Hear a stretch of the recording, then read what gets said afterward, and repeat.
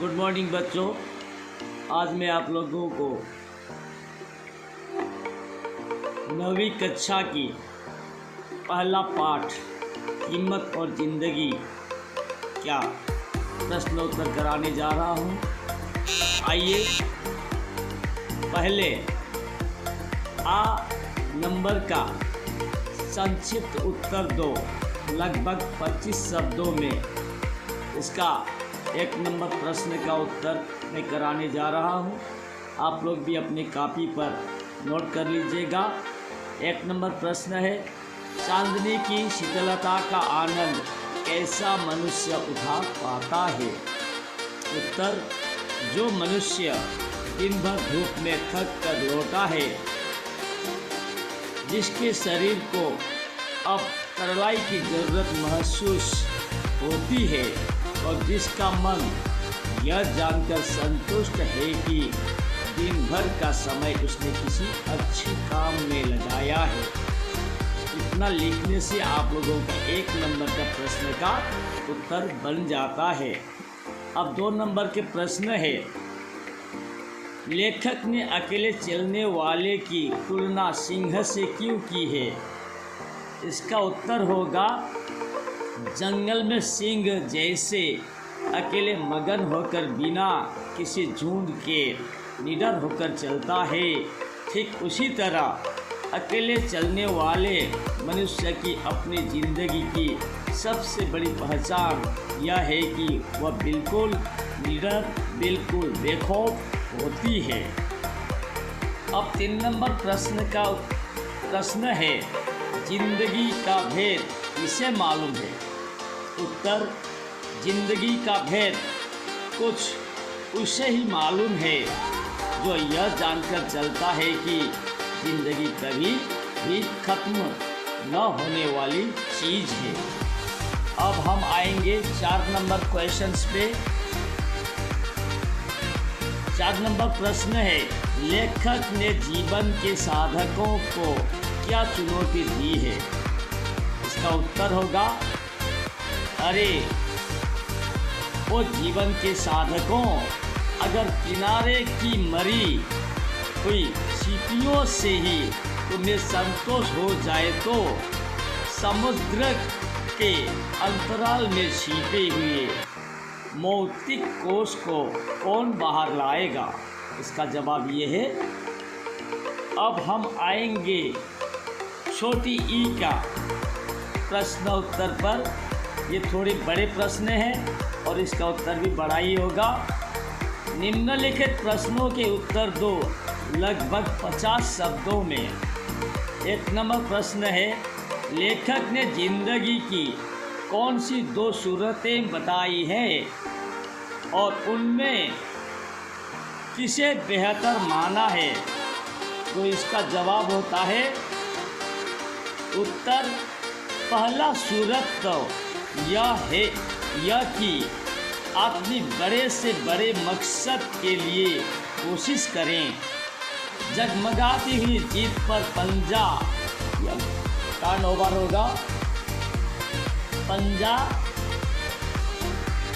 डालने के लिए हाथ बढ़ाए और अगर असफलताएं कदम कदम पर जोश की रोशनी के साथ अंधियारे का जाल बुन रही हो, तब भी वह पीछे को पाँव न हटाए।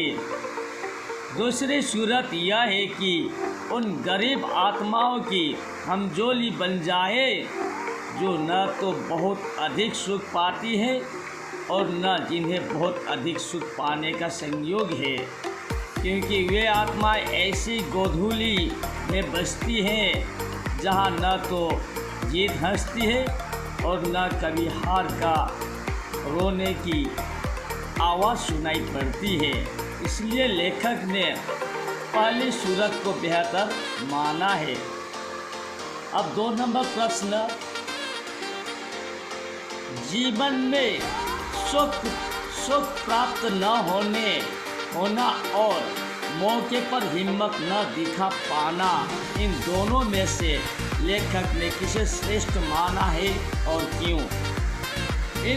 उत्तर होगा, इन दोनों में से मौके पर हिम्मत न दिखा पाने को लेखक ने श्रेष्ठ माना है, क्योंकि मौके पर हिम्मत न दिखा पाने वाला आदमी एक ऐसी आवाज़ अपने अंदर सुनता रहता है कि तुम साहस नहीं दिखा सके, तुम कायर की तरह भाग खड़े हुए।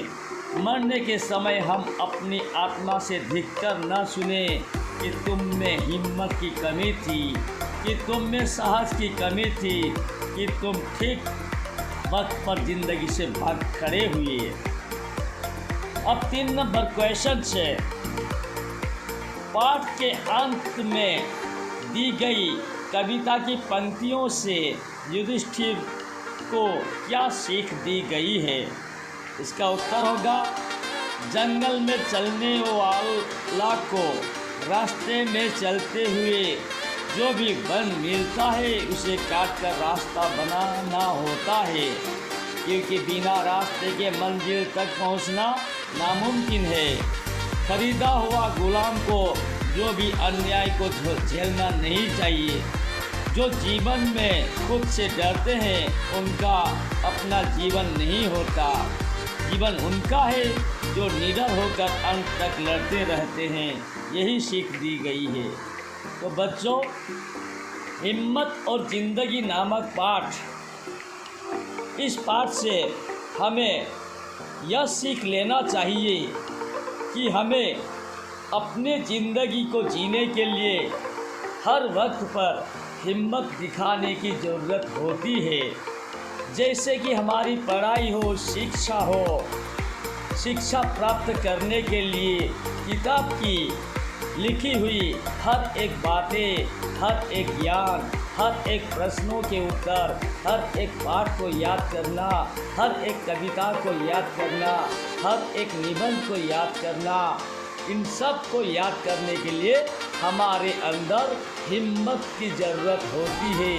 जो हिम्मत वाला होता है वही जोशीला होता है, और जो जोशीला होता है वही सफल बन जाता है। तो बच्चों, आज के लिए इतना ही।